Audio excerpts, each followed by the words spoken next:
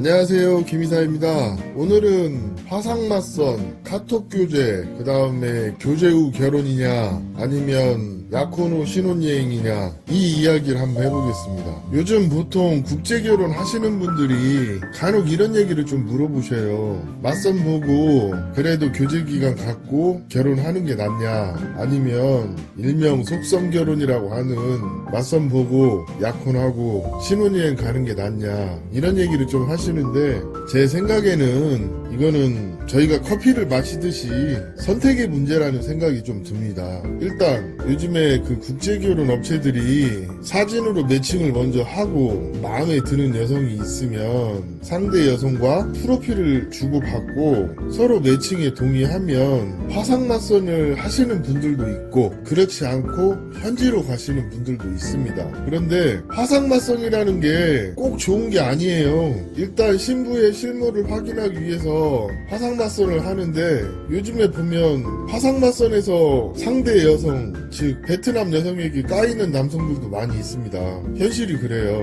대부분 보면 한국 남자들은 사진보다는 실물이 낫다는 얘기를 많이들 합니다. 그래서 일단 맞선까지만 나오면 베트남 여성들에게 호응이 더 많아요. 그런 얘기 되게 많이 듣거든요. 그런데 화상맞선 보다 보면 오히려 한국 남자들은 실물이 더 안 나와요. 대체적으로 그런 것 같더라고요. 그리고 화상맞선은 필터를 안 쓰기 때문에 리얼하게 그대로 다 드러나는 거죠. 그렇기 때문에 화상맞선이 꼭 좋다고는 할 수 없지만, 그래도 내가 외모에 자신이 있다 그러면 화상맞선 하시는 것도 괜찮아요. 그리고 화상맞선하고 카톡 교제를 하는 그런 케이스도 있거든요. 이제 카톡 교제의 장점이라면 남자분이 그 대화를 하고 그런 부분에서 공감을 이끌어내는 능력이 있다면 이게 장점으로 작용하기도 해요. 그런데 남자분들이 여성에게 공감을 얻지 못하는 그런 경우가 있거든요.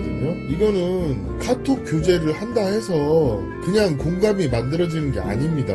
보통 남자들은 카톡 교제할 때 여성이 적극적이지 않으면 이 여성이 나에게 관심이 없나, 이런 생각들을 많이 하셔요. 그런데 여자도 남자에게 호기심은 있더라도 재미가 없으면 처음에 한 일주일은 연락이 잘 되다가도 좀 시간이 지날수록 흐지부지 되는 경우도 있거든요. 이거는 서로 간에 이 어떤 공감대가 없으니까 흥미를 서로 잃어서 그런 상황이 벌어지는 거거든요. 근데 이거를 그냥 한국 남자들은 이 여자가 나에게 호감이 없으니까 그런갑다 이렇게 생각을 하시는데, 아니 사실 만나본 것도 아닌데 무슨 호감이 얼마나 있겠습니까? 카톡 교제에서도 합이 들고 안 들고 이런 부분이 있고요. 또 대화를 해보면 여성의 대화 수준도 있고 남성의 대화 수준도 있어요. 이 서로 간의 수준이 어느 정도 맞아야 되는데 이게 안 맞는 경우가 더 많아요. 그래서 카톡 교제를 한다고 해서 무조건 어떤 합이 들어서 교제가 성공하는 건 아니에요. 실제 카톡 교제를 하다 보면은 카톡 교제가 잘 안 되는 남성도 있습니다. 그러면 이런 분들은 그냥 맞선 보시고 약혼하시고 남편 노릇이라도 하는 방법이 최선인 경우도 있어요. 제가 화상 맞선, 그리고 카톡 교제, 그리고 교제 후 결혼할 것이냐, 속성 결혼을 할 것이냐, 즉 약혼하고 신혼여행 가는 걸 말씀드리는 거죠. 이거는 사실 이 부분을 아셔야 돼요. 내가 평소에 여자를 만나고 연애를 해본 경험이 있으신 분들은 카톡 교제를 하든 교제를 하고 결혼하든 별 문제가 없어요. 근데 내가 여자에 대해서 잘 모르고 또 여자를 꼬실 능력이 안 되시는 분들은 그냥 약혼하고 신혼여행 가고 그 다음에 남편 노릇 하는 게 오히려 더 나을 수도 있다는 것입니다. 업체들이 얘기하지 않는 것 중에서 화상맞선하고 카톡 교제한다고 100% 성공하는 거 아니에요. 제가 봤을 때는 카톡 교제 중에 중단하시는 분들도 되게 많거든요. 근데 이런 얘기는 잘 안 하대요. 화상맞선 본다고 100% 성공하는 것도 아니고요. 저희가 화상맞선 해보면 여자가 시큰둥한 경우도 많이 있어요. 근데 한국 남자들은 그냥 여성은 거절할 거라는 생각 자체를 아예 안 하시는 분들이 있어요. 그냥 여자 얼굴 보고 그 여자가 예쁜지 안 예쁜지 이것만 관심이 있는 분들이 많죠. 그리고 화상 맞선이라는 거는 말 그대로 화상으로 맞선을 보고 이 상대 여성이 맞선에 나올 것인지 안 나올 것인지 이런 걸 결정하는, 서로 어떻게 보면 간보기 맞선인데, 화상 맞선에서 너무 디테일하게 여자가 대답하기 곤란한 그런 짓궂은 질문을 하시는 분들도 종종 있는데, 이거 처음 본 사람한테 매너 아닙니다. 사실 그래요. 그런 게 좀 있어요. 그냥 호구조사 하는 것처럼 막 꼬치꼬치 물어보면 그 좋아할 사람 별로 없고요. 그거보다는 화상 맞선에서는 서로 느낌을 보고 서로 호감이 있는지 없는지 정도 체크하시는 게 좋은 것 같습니다. 내가 이 상대 여성에 대해서 좀 관심이 가고 알아보고 싶고 그러면 업체에다가 카톡 교제 신청을 하세요. 카톡 교제라고 해서 다 100% 성공하는 건 아니지만 그래도 남자와 여자가 서로의 결혼을 합의해서 간다는 부분에서 업체의 개입이 최소화되는 부분은 있으니까요. 이건 긍정적인 부분인데, 하나 확실한 거는 내가 여자와 대화를 이끌어갈 능력이 안 되시는 분들은 카톡 교제해도 어차피 안 됩니다. 대화 자체가 안 돼요. 예를 들어 이런 거죠. 서로 대화를 하다 보면 논점이 서로 틀려서 논쟁을 하거나, 아니면 어떤 부분은 내가 양보를 해야 할 부분은 양보를 해야 하는 그런 케이스가 있거든요. 그런데 이런 거 자체가 안 되시는 분들이 있어요. 그냥 무늬만 남자지 여자보다도 더 소심한 분들, 이런 분들은 사실 카톡 교제를 해도 베트남 여자분들이 오히려 저희한테 이 남자 좀 이상해 이런 경우도 있어요. 웬만하면 결혼하려고 카톡 교제까지 응했는데 그 여성이 대화를 하다가 남자를 손절하는 경우도 있거든요. 그럼 얼마나 서로 간에 대화가 안 되면 그러겠습니까? 그런 경우도 있고요. 또 카톡 교제를 하다가 신부가 마음에 안 들면 좀 매너 있게 정중하게 그냥 거절을 하고 그렇게 끝내야 되는데 꼭 사고를 만드시는 분들이 있어요. 예를 들어 이런 거죠. 신부 연락처는 확보를 했잖아요. 그러니까 뒤로 몰래 만나요. 그 신부를. 참 이런 분들도 있는데, 이런 것들이 서로 믿고 한국 사람 편히 봐주려고 하는 건데 참 이런 양아치 거시기한 분들도 있더라. 그러면 그렇게 만나서 그 여자랑 결혼한다 해서 그게 정상적으로 결혼이 잘 될까요? 한번 생각해 볼 부분입니다. 그리고 교제 후 결혼에 대해서 한번 얘기를 해볼게요. 이거 말이 교제 후 결혼이지, 보통 보면 한국 남자가 자기 결혼에 대해서 확신이 없는 경우에 교제 후 결혼으로 가고 싶어라 하는 경향이 있고요. 또 한편으로는 베트남 여성의 요청에 의해서 교제 후 결혼으로 가는 경우도 있습니다. 이거는 양측 다 마찬가지예요. 남자든 여자든 국제 결혼에 대해서 확신이 없으니까 서로를 알아보고 결혼하겠다, 이렇게 보시면 되는 거죠. 그리고 종종 보면은 그 천주교 믿는 여성들이 국제 결혼을 하는 경우도 있거든요. 근데 이런 여성들은 보통 전통 결혼을 미사로 하는 경우가 있어요. 그럴 때 남자한테 전통 결혼할 때까지 기다려달라, 그런 경우가 좀 있고, 전반적으로 교제 후 결혼은 남자든 여자든 국제 결혼에 대해서 확신이 없거나, 아니면 상대방이 좀 못 믿었거나, 아니면 약혼 후 신혼여행 가는 거에 대해서 거부감이 있는 여성들이 이런 교제 후 결혼을 먼저 요청하기도 합니다. 실제 소개를 해보면 한 2, 3개월 정도 교제 기간을 갖고 결혼하고 싶다는 그런 여성들도 좀 있어요. 근데 이거를 어떤 선택의 문제라고 봐야지, 이게 좋다 나쁘다고 관점으로 얘기할 수 없는 부분이 있어요. 실제 한국 남자들이 교제 후 결혼이냐 약혼 후 신혼여행이냐 이걸 가지고 고민하시는 분들이 좀 있는데, 이거는 고민할 가치가 없어요. 그냥 내가 교제 후 결혼을 선택하면 상대방이 동의하면 교제 후 결혼으로 가면 되는 것이고, 나는 약혼 후 신혼여행으로 하고 싶은데 내가 마음에 드는 여성이 교제 기간을 갖고 결혼을 하고 싶다, 그러면 그때 교제 후 결혼을 할 것인지 아니면 이 여성을 패스를 할 것인지 결정을 하시면 돼요. 근데 그거를 가지고 이게 좋네 저게 좋네 이럴 문제가 아니라는 거죠. 요즘 베트남 국제결혼의 트렌드가 조금씩 다양화되고 있다는 거는 긍정적인 부분이에요. 요즘 한국 남자들의 요구사항이 업체에 반영되고 있고, 베트남 여성의 요구사항이 에이전시에 반영이 되고 있습니다. 있습니다. 그래서 예전하고 다른 점이 있다면 신랑과 신부가 일정 부분은 서로 자신들의 결혼에 대해서 합의를 하는 방식으로 진행이 좀 바뀌고 있다는 거죠. 그런데 저는 개인적으로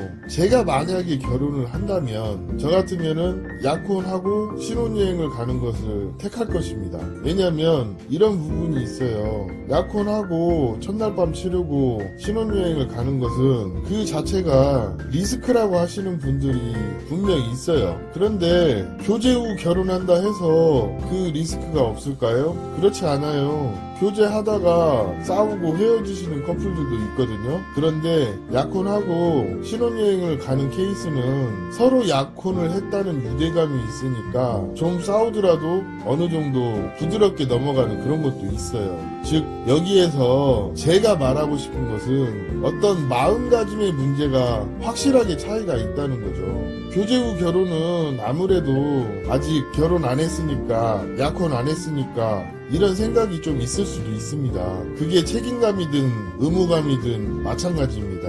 그런데 이거를 반대로 생각을 해보면 베트남 여성 입장에서도 이런 결속력이 좀 떨어질 수도 있다는 거예요. 이거를 반대로 생각해보면 이런 부분도 있는데 한국 남자들이 자신의 입장에서만 생각하기 때문에 이게 좋다고 생각하는 부분이 있지만 반대로 단점이 되기도 한다는 거죠. 책임감이나 의무감 또는 결속력 이런 것들이 떨어지는 진행이 교제 후 결혼일 수도 있습니다. 실제 그래요. 교제 후 결혼으로 진행을 하다가 교제 중 깨지면 위약금도 없어요. 그 말은 반대로 얘기하면 남자도 깨기 쉽고 여자도 깨기 쉽다는 거죠. 이게 속성 결혼이 알고 보면 무조건 나쁘다고 할 수도 없어요. 다 일장일단이 있습니다. 통상적인 부분에서 보면 그래요. 그래서 제가 만약에 제가 결혼한다면 화상맞선 해보고 좀 카톡 교제 간단하게 해보고 그냥 약혼 후 첫날 밤 치르고 신혼여행을 갈 것 같습니다. 그렇게 하고도 한 70%는 결혼생활 잘해요. 이게 제가 베트남 국제결혼에 껴있는 얘기 한마디만 하겠습니다. 베트남 국제결혼 하시러 오시는 분들 중에 상당수는 사실은 결혼하면 안 되는 분들이에요. 제가 좀 지켜보니까 그러더라고요. 그런데 이 결혼이 진행이 되는 동안 사람이다 보니까 성장을 하고 또 사람이 바뀌는 분들도 되게 많아요.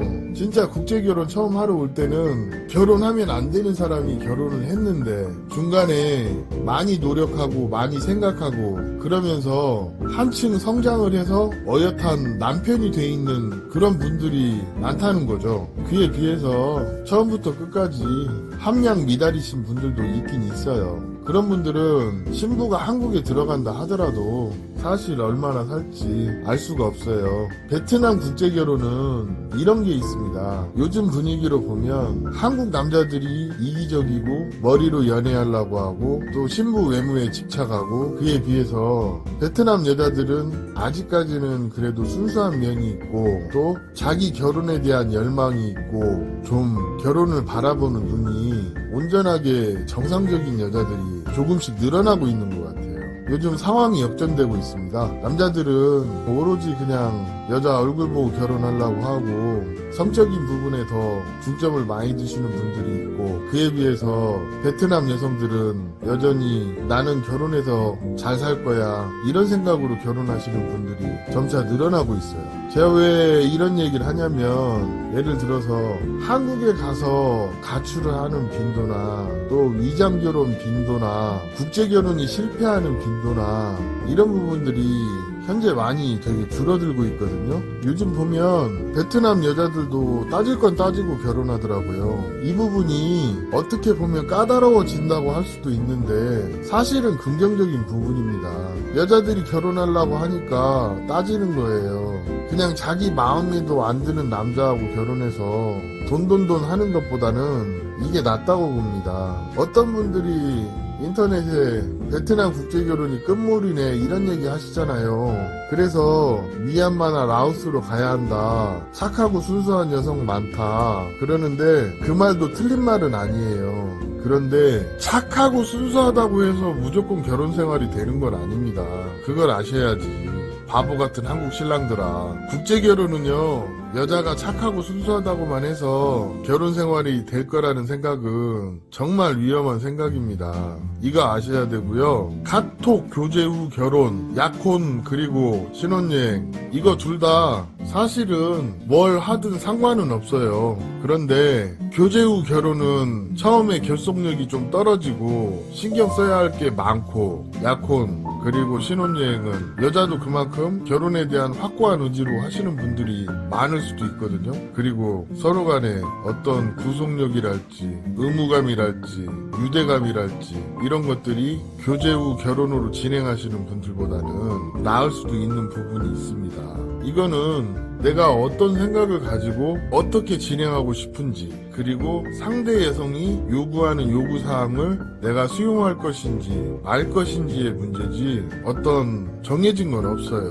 그런데 통상적으로 보면 약혼 그리고 신혼여행 그리고 한국어 교육 진행하면서 전통결혼 하는 게 제가 볼 때는 그게 베트남 국제결혼에서는 성공률이 제일 높다. 많은 사람들이 그렇게 하는 데는 다 이유가 있고, 또 베트남 국제결혼은 맞선 보고 처갓집 갈 때부터 신부가 한국 입국할 때까지 이 전체 기간을 교제 후 과정으로 봐야 한다는 그런 특수성이 좀 있습니다.